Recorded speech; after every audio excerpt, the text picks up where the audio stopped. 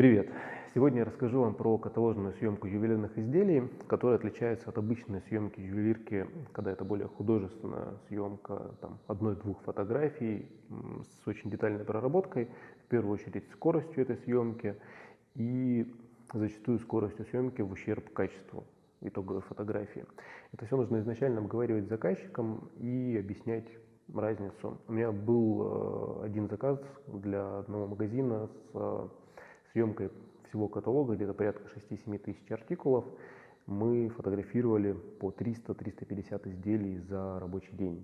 И это очень быстро, очень много. И съемка очень сильно ускорялась за счет того, что я привлек к этой съемке ассистента, который занимался тем, что записывал номер фотографии, который у меня получалось при съемке, и номер артикула изделия, для того, чтобы заказчик потом мог разобраться, где какое изделие. Вот всего-навсего запись вот этих двух цифр в табличку, на которую я не отвлекался и которую выполнял другой человек, ускоряла съемку практически в 2 раза. Поэтому всегда прорабатывайте организацию процесса очень тщательно, и вот на таких вот мелочах вы можете очень хорошо сэкономить время. В части каталожной съемки ювелирных изделий это всегда компромисс. Компромисс между качеством и скоростью. Вы используете какие-то типовые световые схемы для всех изделий, у вас нет возможности перестраивать свет и играть, ловить игру камня для каждого изделия отдельно, потому что это занимает уйму времени, и, соответственно, вы вот поставили свет и только меняете изделия. Соответственно, где-то вы поймали игру камня, где-то нет. Опять-таки, вот в части договора с заказчиком нужно обуславливать, имеется ли у вас возможность двигать изделия и менять немножко углы, либо они у вас все должны быть какие-то шаблонные, стандартные. И если у вас есть возможность изделие немножко двигать, то немножко за счет поворота вы игру камня можете попробовать половить, но он все равно будет не такой, как вы бы его снимали с постоянным или с жестким импульсным светом, более точным, более маленького размера. Итак, первое у нас это максимально белая изоляция. В данном случае я использую не стандартные боксы для предметной съемки, а 2 софта в качестве 2 боковых стенок и белую студийную бумагу, которую я завернул в БКВП, обогнув эти 2 софта. Передняя часть, как видите, у меня открыта для легкого доступа к изделию. То есть, если бы у меня сейчас была живая съемка, я сфотографировал изделие, снял его, повесил другое, сфотографировал. Это все довольно-таки быстро, оперативно. Вот эта вот небольшая щель, которая остается между софтами, на самом изделии ее видно, вот черное отражение на поверхности, но они незначительные, потому что площадь по отношению к общему объему довольно-таки маленькая, и это легко поправимо потом в постобработке фотографий. Белая изоляция у вас дает хорошую равномерную поверхность с небольшими градиентами по яркости, по поверхности металла, но с такой схемой у вас камень практически не играет. Для игры камня, как я уже говорил, нужен более жесткий свет, более маленького размера. Но зато он у вас везде один. Второй момент. Вы можете использовать флаги. Единственный такой довольно-таки быстрый способ хоть как-то немножечко улучшить картинку. В данном случае у меня за изделием стоит серая карта из обычного серого студийного фона бумажного. Если я ее уберу, то камень становится совершенно блеклым и неинтересным, и само изделие тоже смотрится немножко похуже. Используя серые карты и размещая их с какой-либо стороны, вы, во-первых, можете отрисовывать какие-то тоненькие грани по контуру нашего изделия, добавлять где-то, если это вам необходимо. Плюс, в зависимости от структуры камня, его геометрии, вы можете немножко его сзади заполнять, если у вас изделие не имеет задней стенки и прозрачное. Еще один немаловажный момент – это способ крепления изделия. Я использую так называемый ювелирный воск, очень полезная штука, покупал его с eBay. Если обратите внимание, изделие крепится, там сейчас стоит стандартное крепление для сережек ювелирных из прозрачного оргстекла, и на самом кончике маленький шарик из этого воска, и изделие просто к нему прилегает. Очень клевая штука. с очень высокой цепкостью, довольно-таки тяжелые изделия хорошо к нему липнут. Плюс, когда вы изделие с него снимаете, этот воск с поверхности металла довольно-таки легко убирается любой тряпочкой, и, соответственно, вы отдаете заказчику обратно чистое изделие. Вам не надо каждый раз продевать там какие-то ниточки, лески, каким-то образом фиксировать изделие, и у вас на лицевой части изделия нет никаких пересекающих его элементов, которые вам потом при обработке нужно удалять из кадра. Очень клевая штука. Также обязательно для съемки нужно использовать перчатки. Перчатки должны быть без ворса, шелковые или какие-то другие. Я покупаю перчатки в ювелирных магазинах, в магазинах, которые торгуют товарами всякими для ювелирщиков. Самая большая проблема — нет мужских размеров. Почему-то всегда ювелирные перчатки идут только женские, очень маленькие. Если вы будете работать без перчаток, то от рук будут оставляться пальцы, будет какая-то пыль, грязь, которые при первом беглом взгляде на изделие будут не видны, но при съемке на макро и увеличении в полный размер это все будет очень сильно бросаться в глаза, и это потом придется чистить постобработкой.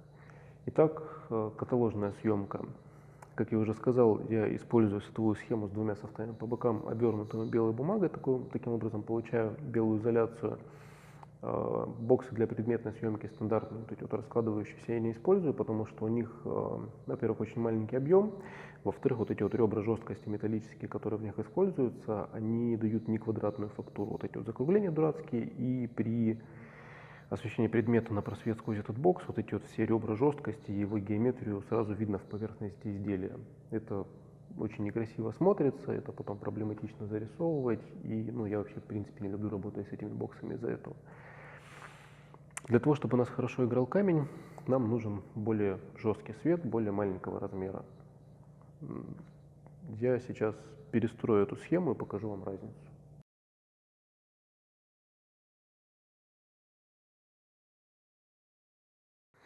Итак, что мы сейчас сделали? Я полностью убрал софты, убрал бумагу. У нас сейчас стоит изделие просто на белой бумаге, и вокруг сверху ничего нет. У нас сверху темная серая комната, матовая. Сзади, правда, белая циклорама.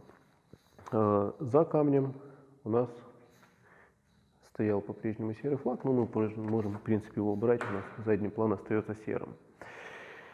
Если видите, у нас камень начинает совершенно по-другому играть. У нас видно вот эту структуру опала, видно игру цветов.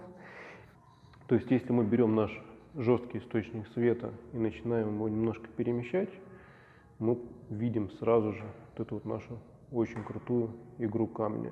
И в зависимости от его положения мы можем камень регулировать и степень его яркости и перемещать все вот эти вот наши цветовые пятна и делать его совершенно разным. Всего-навсего перемещая на данный момент один единственный жесткий источник света. Соответственно, если мы хотим по камню, к примеру, получить какую-то вот такую фактуру и нормальное заполнение равномерное по поверхности металла, самый классный вариант — это фотографировать изделие в полностью белой изоляции для того, чтобы получить хорошую картинку по поверхности металла, и потом, не смещая само изделие и не смещая камеру, для того, чтобы у нас не менялся ракурс, перестраивать световую схему на схему с жесткими источниками света в зависимости от ваших потребностей и граней, фактуры самого камня, и фотографировать вторым кадром отдельно камень. А потом уже эти две фотографии объединять в одну, и вы получите изделие с абсолютно равномерным, хорошим светом по поверхности металла, без всяких паразитных отражений и бликов, и вы получите хороший, красивый камень с нужной вам игрой.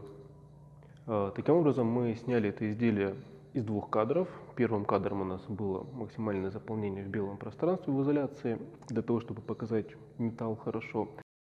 Вторым кадром мы более жестким светом показали игру камня, перемещая его и найдя какое-то определенное желаемое положение.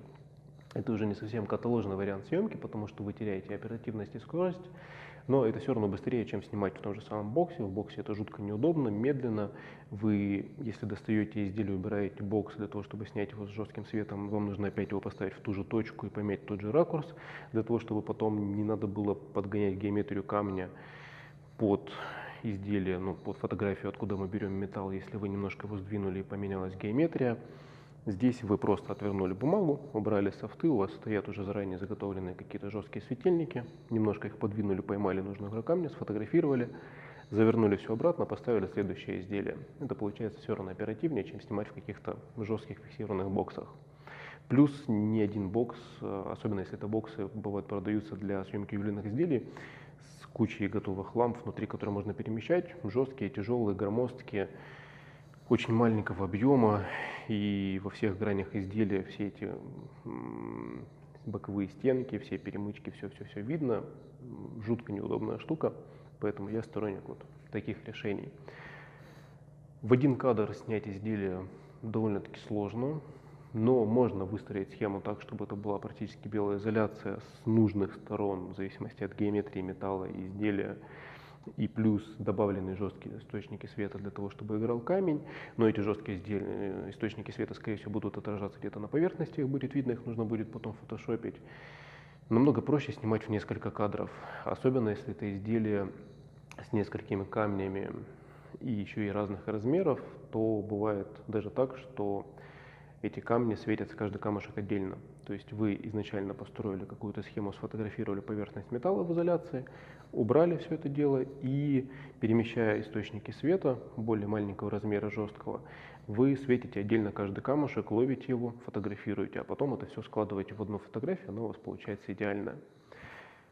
Ювелирная съемка – это, наверное, самое сложное, но в то же время и самое, пожалуй, интересное из видов всех съемок, которыми я занимаюсь. Это довольно-таки интересно, это геометрия, это математика, посчитать все эти углы, поймать нужные ракурсы и получить какую-то идеальную картинку. Снимайте хороших вам кадров, подписывайтесь на канал, ставьте лайки, ждите следующие видео.